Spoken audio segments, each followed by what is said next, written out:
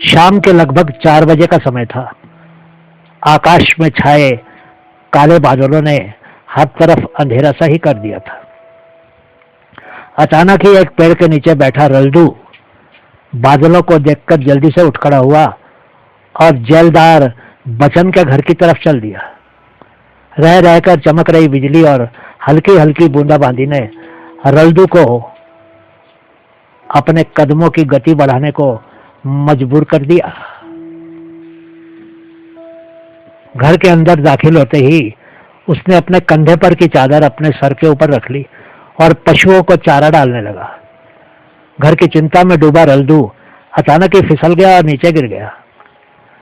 जेलदार बचन के बेटे दीपे ने रल्दू को गिरते हुए देखकर व्यंग से कहा, अगर काम नहीं होता तो क्यों पंगे लेते हो? कुछ हो गया तो हमारे सर पर ही पड़ेगा। रल्दू ने खुद को संभालते हुए कहा, कुछ नहीं हुआ छोटे मालिक, बस पांव अटक गया। इतना कहकर वो फिर से काम करने लगा। जैलदार बचन ने अपने बेटे दीपे की बात सुन ली थी। बचन ने दीपे से कहा, बेटा थोड़ा देखकर बोला कर, रल्दू तुम्हारे ताऊजी हैं रिश्ते में। भले ही वो हमारे घर में काम करते हैं, पर छोटे बड़े की इज्जत की जाती है। उन्होंने हमेशा ही हमारे घर के सभी काम अपने काम समझकर किए हैं और कभी खुद को नौकर नहीं माना है। रल्दू ने तो पूरा जीवन ही हमारी सेवा में लगा दिया है। जब तू छोटा होता था यही रल्दू तुझे कितना प्यार करता था और हमेशा तुझे गोदी में लिए रहता था। तुझे सुबह सुबह ही पूरे गांव में घुमाकर लाता था। इतना सब कुछ समझाए जाने के बाद भी दीपे ने अपने बापू जैलदार बचन से कहा, लेकिन बापू अब रल्दू बूढ़ा हो गया और उससे ज्यादा काम भी नहीं होता है। इसको काम से हटाकर कोई और आदमी रख लेते हैं। नहीं बेटा, जब तक मैं जिंदा हूं रल्दू यही काम करेगा। तू नहीं जानता रल्दू के जितना काम पूरे गांव में कोई भी नहीं कर सकता है। जैलदार बचन ने अपने बेटे को आदेश सा ही दिया। बेटा कुछ विरोध करना ही चाहता था कि जैलदार बचन ने फिर कहा, गांव के सभी लोग रल्दू के काम को मानते हैं। मुंह अंधेरे ही हम दोनों खेत जोतने के लिए चले जाया करते थे। जब लोग खेतों में काम करने के लिए जा रहे होते थे, मैं और रल्दू काम खत्म करके घर वापस आ रहे होते थे। 2 बैलों की जोड़ियों को और 12 भैंसों को रल्दू अकेला ही संभालता था।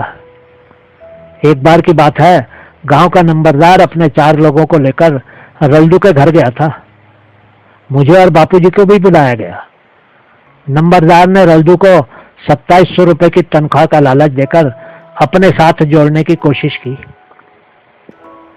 हमारे पास रल्दू 1800 रुपए में काम करता था।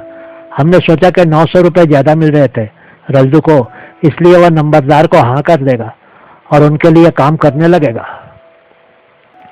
लेकिन रल्दू ने मेरे बापू के सामने हाथ जोड़कर खड़े होकर सिर्फ इतना कहा, मैं पैसे के लालच में आपको कभी नहीं छोड़ूंगा, सारी उम्र आपकी सेवा करूंगा। बस उस दिन ही मेरे बापू ने मुझे बुलाकर एक ही बात कही थी कि रल्दू हमारे घर का वफादार था और उसको जीवन में किसी चीज के लिए किसी और के सामने हाथ ना फैलाना पड़े। बस उस दिन से ही रल्दू इस परिवार का हिस्सा बन गया था।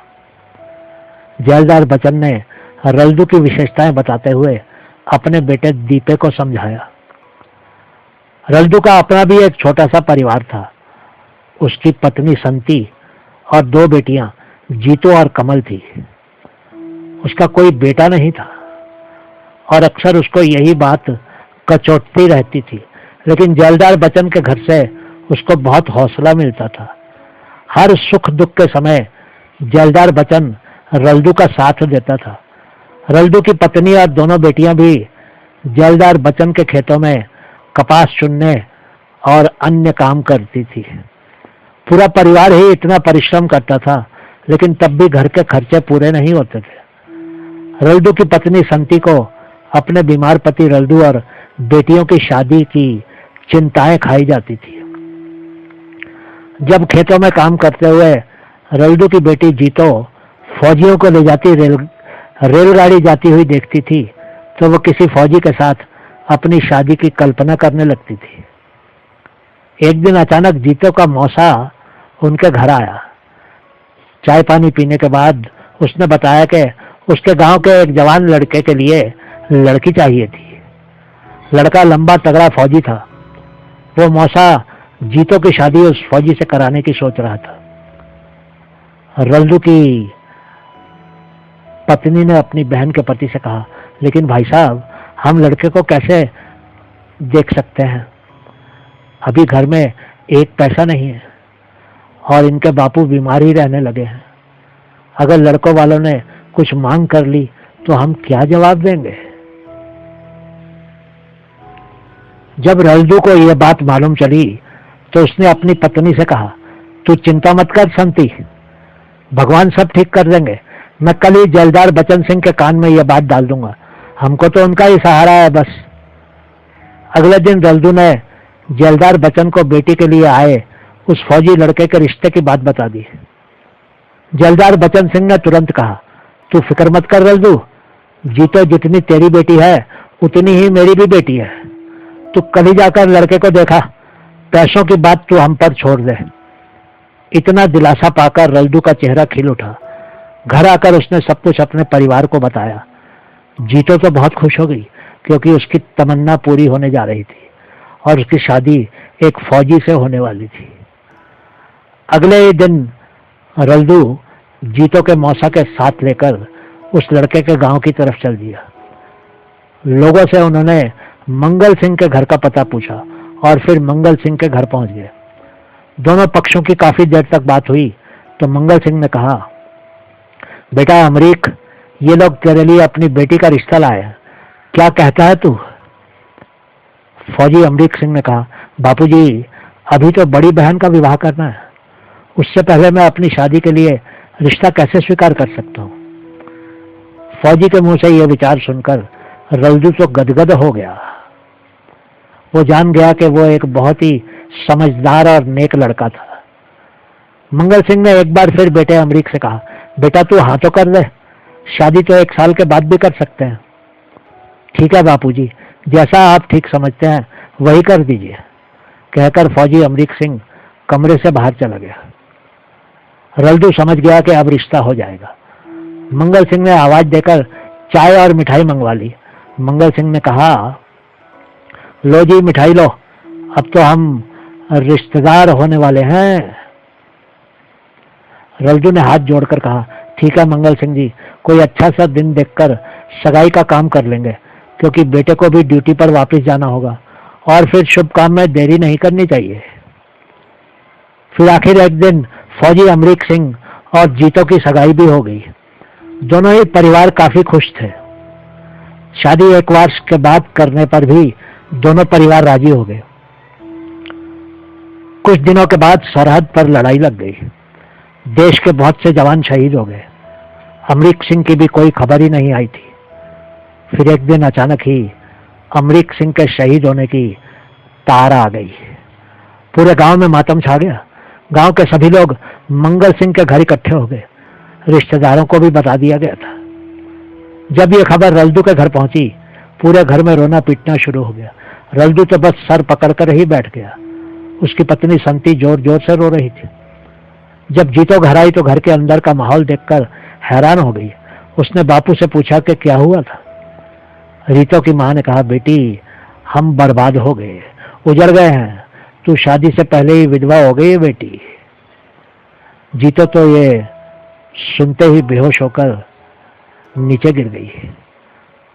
तब तक जैलदार बचन भी रल्दू के घर पहुंच गया था। आस पड़ोस के भी बहुत से लोग रल्दू के घर पहुंच गए थे। जैलदार बचन सिंह अपनी जीप में बैठाकर सबको मंगल सिंह के गांव ले गया। कुछ देर बाद मिलिट्री की गाड़ियां आई और 4 जवान कंधा देकर शहीद अमरीक सिंह की लाश को पहले घर के अंदर ले गए और फिर सबके साथ शमशान ले गए। कुछ देर के बाद जीतो को अमरीक सिंह का मुंह दिखाने को लाया गया। हाथ जोड़कर और फूल चढ़ाकर शहीद अमरीक सिंह को श्रद्धांजलि देने के बाद जीतो ने मन ही मन कहा, तू तो बेवफा निकला, मेरी एक तमन्ना भी पूरी नहीं कर सका। मैं तो बस फौजी की पत्नी बनकर तेरे साथ उस रेलगाड़ी में जाना चाहती थी। लाश को अग्नि देने के बाद सभी मंगल सिंह के घर वापस आ गए। तभी सबके सामने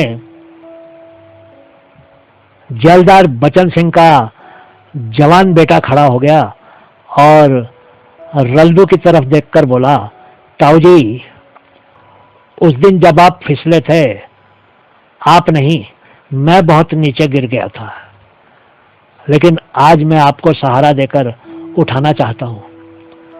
आप अब अपनी बेटी जीतो का हाथ मेरे हाथ में दे दीजिए। मैं वचन देता हूं कि पूरा जीवन जीतो को पलकों पर बैठाकर रखूंगा। जेलदार बचन सिंह ने जब अपने बेटे को अचानक इस तरह बदलते देखा तो उसकी आंखों में आंसू आ गए और उसने आगे बढ़कर बेटे को गले लगा लिया। फिर उसने रल्दू को गले लगाकर सबके सामने कहा, आज से रल्दू जी और मैं समझी हैं। अगले हफ्ते ही मेरे बेटे और रल्दू जी की बेटी जीतो की शादी होगी। मंगल सिंह जी, आप और आपके गांव के सभी लोगों को शादी में शामिल होने के लिए हमारे गांव आना होगा। एक अमरीक गया है तो क्या हुआ, अब मेरा बेटा भी आज से आपका बेटा होगा।